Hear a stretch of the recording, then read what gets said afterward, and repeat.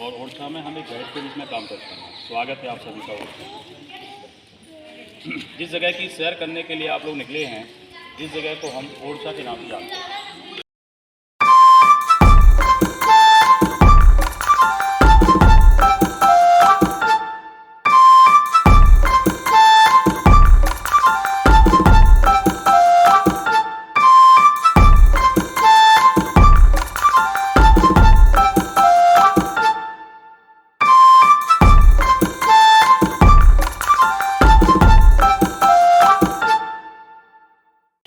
ओरछा का मतलब होता है ओट में छिपी हुई, इंग्लिश में हुआ हिडन। ये ओरछा 1501 में महाराजा रुद्र प्रताप सिंह के द्वारा खोजा गया था। ओरछा का जो इतिहास है ये 500 साल पुराना बताया जाता है। मैं पीछे देखिए तो 500 साल पुराना है। 500 साल पहले की हम चर्चा करते हैं तो कुछ था ही नहीं आता। ये जितनी भी मानव निर्मित चीज़ों को आप देख रहे हैं, महलों का होना, मंदिरों का होना, कुछ नहीं था। यही प्राकृतिक हिमालय कॉरिडोर है। एक घना जंगल और यहाँ पर बहती हुई एक बेतवा नदी। एक गाइड की गलती है कि नहीं? हम खड़े हो गए आपको पता नहीं सारे बुढ़ापे में तो ओरछा को 1501 में खोजा गया था। तो ओरछा का पूरा इतिहास 500 साल पुराना है। और ओरछा आपको दो भागों में नजर आएगा, एक रबर के द्वारा, ईस्टर्न पार्ट और वेस्टर्न पार्ट। पहले यहाँ पे क्या थे? जंगल थे। जंगल था बहुत घना। मैं दिखाऊंगा जंगल को।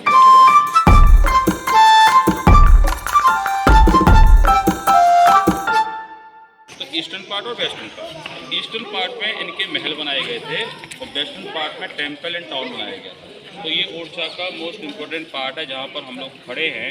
तो यहाँ पर 3 महल बने। ओरछा का जो पहला महल था वो राजा महल था, नीचे बना हुआ। ओरछा का जो दूसरा सबसे बढ़िया महल है वो ये जहांगीर महल है, जिसमें आप खड़े हैं। तीसरा है शीश महल। शीश महल आज होटल में कन्वर्ट हो चुका है। कल ये राजा का गेस्ट हाउस था। राजा के जितने भी रॉयल गेस्ट होते थे उनकी मेहमान नवाजी वहाँ से होती थी। तो होटल की अपनी प्राइवेसी होती है, कोई भी होटल सेटिंग का पार्ट कभी नहीं होता।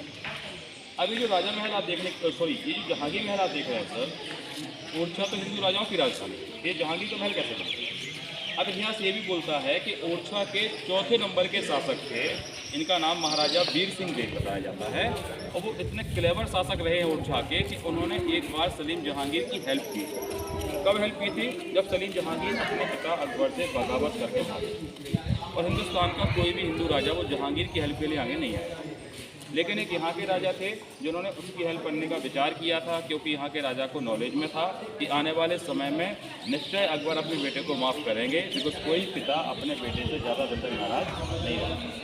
तो आज हम इनकी हेल्प करते हैं तो आने वाले समय में जब ये भारत के कल बादशाह बनेंगे तो वो हमारी हेल्प करेंगे। इन्होंने उनसे दोस्ती का हाथ मिलाया। आने वाले समय में अकबर बादशाह को रियलाइज़ हुआ कि मेरे मरने के बाद इस शासन की बागडोरें किसके हाथ में जाएंगी। आखिरकार एक सगे पिता ने अपने बेटे को माफ़ी दे दी। जहांगीर के माफ़ी देने के ठीक 6 महीने बाद अकबर बादशाह भी चल बसे। अब अकबर के बढ़ने के बाद जो भारत के अगले बादशाह हुए उनका नाम सलीम जहांगीर था। जहांगीर के बादशाह बनते ही यहाँ के राजा ने इस भव्य महल का निर्माण कराया और जहांगीर को लाहौर गेस्ट की तरह इन्वाइट किया। तो जहांगीर जब यहाँ पर आते हैं तो ये पूरा पैलेस उनको गिफ्ट कर देते हैं, इसलिए इस महल का नाम पड़ा जहांगीर। जहांगीर जब यहाँ पर आए, इतना बड़ा महल अपने सम्मान में बना देखा तो यहाँ के राजा से काफ़ी खुश हो गए। तो एक वादा करके गए, कभी भी आपको हमारी हेल्प की ज़रूरत हो हमारे दरबार हमेशा आपके लिए खुले हैं, पैसे से और चना।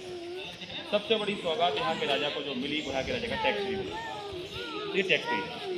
अब ये जो जहांगीर महल आप देख रहे हैं इसमें 236 रूम बनाए गए थे।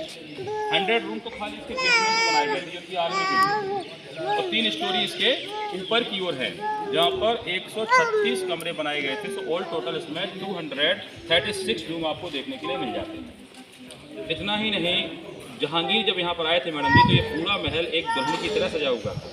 राजा ने इस पूरे महल में जान डाल दी।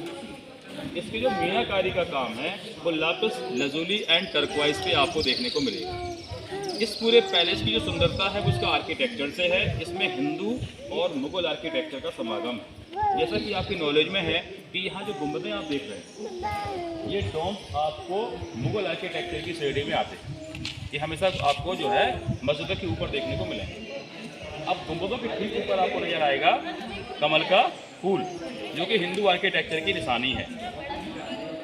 अब यहाँ जो स्टेचू ऑफ एलिफेंट देख रहे हैं, इस पूरे महल में जो पत्थर यूज हुआ है 70% इसमें ग्रेनाइट है और 30% ये सैंडस्टोन है। जो कि ये हाथी आप देख रहे हैं, इनकी सूंड सबकी झुकी हुई है मैडम जी, आप देख सकते हैं। ये पूरा हिंदू आर्किटेक्चर की निशानी में आते हैं। इसके ऊपर ज्योमेट्रिकल पैटर्न आप देख रहे हैं, वो पूरा मुगल आर्किटेक्चर की श्रेणी में आता है। तो इसके अंदर क्या मिक्स है हिंदू और मुगल का, बिकॉज कि इस महल को यहाँ के लोकल के राजा के द्वारा बांधा गया था जो हिंदू थे, और जहांगीर जो कि एक मुगल बादशाह थे। इतना ही नहीं, इस महल को और भी सुंदर बनाने के लिए इसके मेन कोर्टयार्ड में राजा ने स्विमिंग पूल बनाया था। ये कितना अद्भुत है। और इसके चारों कोने में जो टेंट्स आप देख रहे हैं, वो सब इनके फ्लावर बनने के काम आते थे, ताकि यहाँ का पूरा वातावरण सुगंधमय बना रहेगा। अब जिस गेट से हम लोग यहाँ पर आए थे, वो इस महल का मेन गेट नहीं था। इस महल का जो मेन गेट है, ये खुलता है पूरब दिशा की।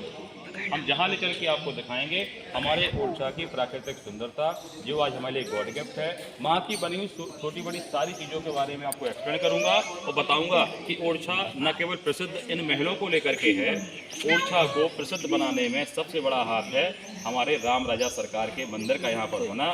हिंदुस्तान का नहीं, पूरे विश्व का एक लौता मंदिर है जहाँ हमारे राम जी बैठे हुए हैं। ये तो हर जगह आपको मिलेंगे खड़े।